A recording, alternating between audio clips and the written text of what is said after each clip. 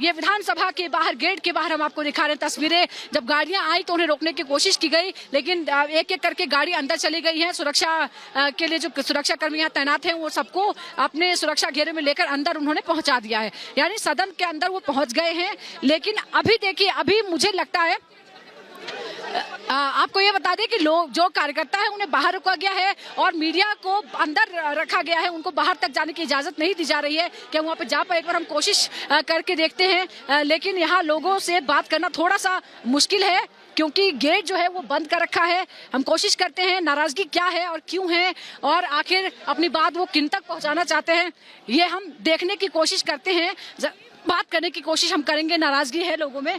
और ये देखिए, फिर एक बार हम गेट से बाहर निकलकर यहाँ आए हैं सड़क पर। हमारे सहयोगी सलील हमारे साथ हैं जो आपको बताएंगे कि आखिर नाराजगी क्या है। नाराज है लोग भी सड़क पर। यहाँ पे देखिए, अब जो सुरक्षा कर्मी है वो भी तैनात हैं, लाठियों के साथ भी तैनात हैं ताकि जो हंगामा है वो और न बढ़ जाए। अब कुछ लोगों से हम बात करने की कोशिश, देखिए आज लोगों को हटाया जा रहा है। लोगों को क्यों नाराज है आप लोग? क्यों नाराज है आप लोग? बीजेपी आ गई।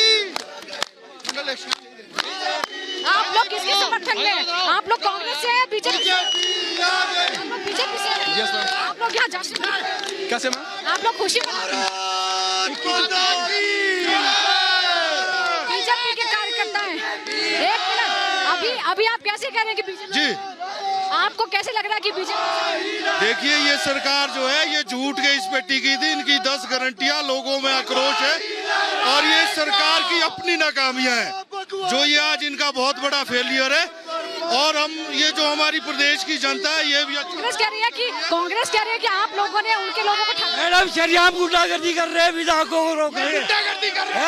अगर हम उतरेंगे फिर ये गुंडागर्दी कर रहे हैं और ये विधायकों को जो है। मैम बताइए, आप लोग, आपको क्या लग रहा है आपकी सरकार विधायकों को नहीं जाने दे रहे। देखिए अभी शुरुआती का दौर है, मगर जिनके 40 विधायक थे उनके 6 विधायक बहुत चले गए हैं। विक्रमादित्य जी ने रिजाइन कर दिया है, उनके साथ और भी उनके सपोर्टर हैं, तो निश्चित तौर पर कांग्रेस अब कहीं नहीं है। आप पर आरोप लगा रहे हैं, कांग्रेस बीजेपी पर आरोप लगा रही है, आपने तोड़ने की कोशिश की है। हाँ, लग रहे हैं आप लोग क्यों आए हैं? आप लोग यहाँ क्यों आए हैं? कैसे?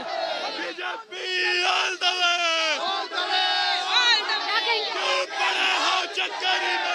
देखिए सारे बीजेपी के कार्यकर्ता हैं जो ये कह रहे हैं कि अब इनकी सरकार बनने वाली है, तो ये अभी से जश्न की तैयारी यहाँ पर हो गई है। कुछ कांग्रेस कार्यकर्ताओं ने भी यहाँ के हंगामा करने की कोशिश की। देखिए इनका साफ तौर पर मानना है कि अब हमारी सरकार आ जाएगी। आपको देखिए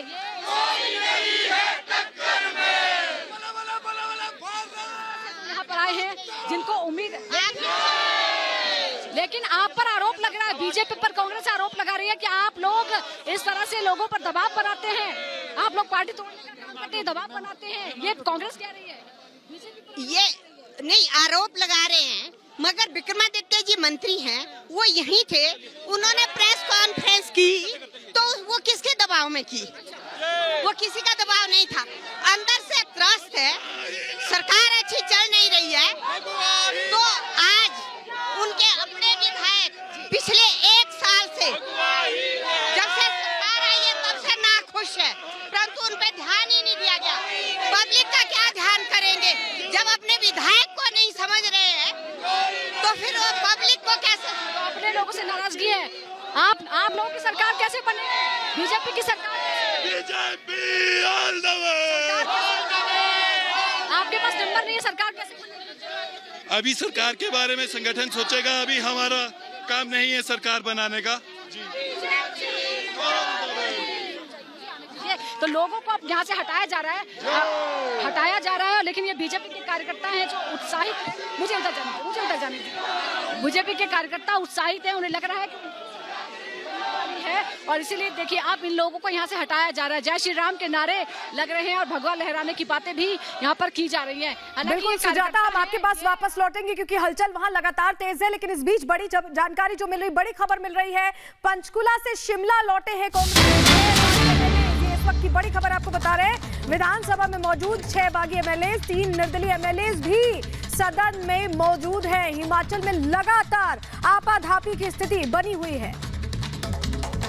तो पंचकुला से शिमला लौट आए हैं 6 एमएलए, बागी विधायक एमएलए जो सीआरपीएफ की सिक्योरिटी में कल पंचकुला चले गए थे, लेकिन अब ये बड़ी जानकारी कि वो शिमला वापस लौट आए हैं। बड़ी खबर आपको बता दें, एक तरफ जहां विधानसभा के बाहर लगातार बीजेपी के वो एमएलए जिनको निष्कासित किया गया है वो प्रदर्शन कर रहे हैं, तो वहीं दूसरी तरफ ये बड़ी जानकारी कि 6 बागी एमएलए लौट आए हैं शिमला।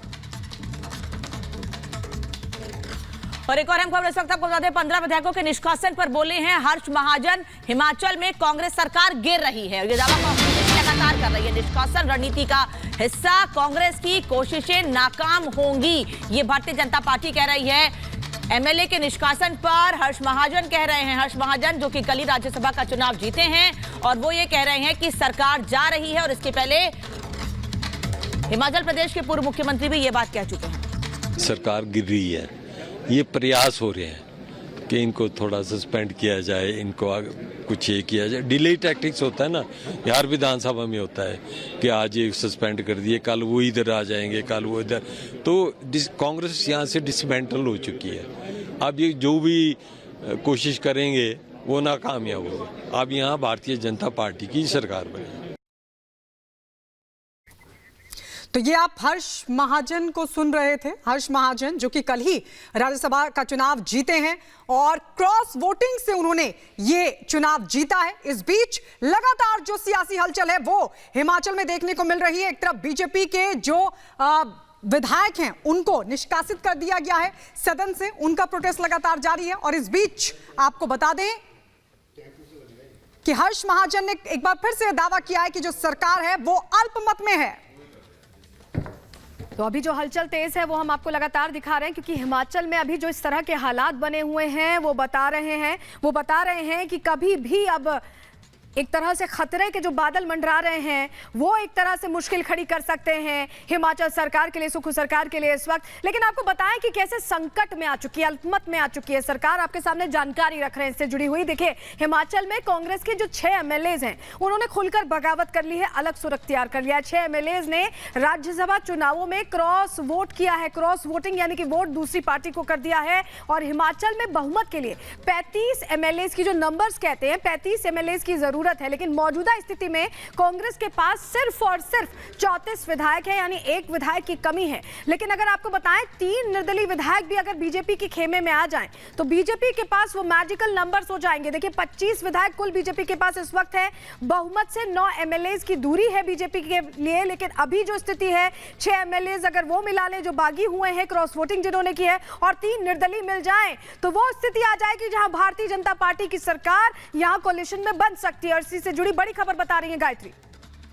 बिल्कुल, लेकिन अभी कई टेक्निकल पेच है और इस बीच केंद्रीय मंत्री अनुराग ठाकुर ने निशाना साधा और ये कहा कि हिमाचल में बड़े बड़े वादे किए गए, वादे केवल वादे बनकर रह गए हैं। ये कहना है केंद्रीय मंत्री अनुराग ठाकुर का। अनुराग ठाकुर ने निशाना साधा है और ये कहा है कि हिमाचल में बड़े बड़े वादे किए गए, वादे केवल वादे बनकर रह गए, जनता को जवाब देना मुश्किल है, कांग्रेस बिखरी नजर आ रही है, ये कह रहे हैं अनुराग ठाकुर। हिमाचल में जो इस वक्त सियासी संकट बना हुआ है उसको लेकर केंद्रीय मंत्री अनुराग ठाकुर ने क्या कहा, जरा सुनिए। उसने अभी तक ओलंपिक्स का आयोजन नहीं किया, हमें इसका अवसर मिले, हमने गंभीरता के साथ अपनी बात रखी है। मुझे पूर्ण विश्वास है जब ये समय बिडिंग का और कहा कि भारत तैयार है 2030 के यूथ ओलंपिक्स और 2036 के समर ओलंपिक्स के आयोजन के लिए। और कल हमारी जो फ्यूचर होस्ट कमीशन की बैठक, तो हिमाचल प्रदेश में सरकार गिरती दिख रही है, ये दावा किया जा रहा है भारतीय जनता पार्टी की ओर से। उनका कहना है कि सरकार अल्पमत में है, सरकार खतरे में है। वहीं दूसरी ओर भारतीय जनता पार्टी के विधायकों के निष्कासन पर भी हंगामा खड़ा हो गया है। और अभी हमने तस्वीर आपको दिखाई कैसे बीजेपी के जो कार्यकर्ता थे वो हंगामा कर रहे थे निष्कासन पर। अनुराग ठाकुर क्या कह रहे हैं इस पर सुनिए।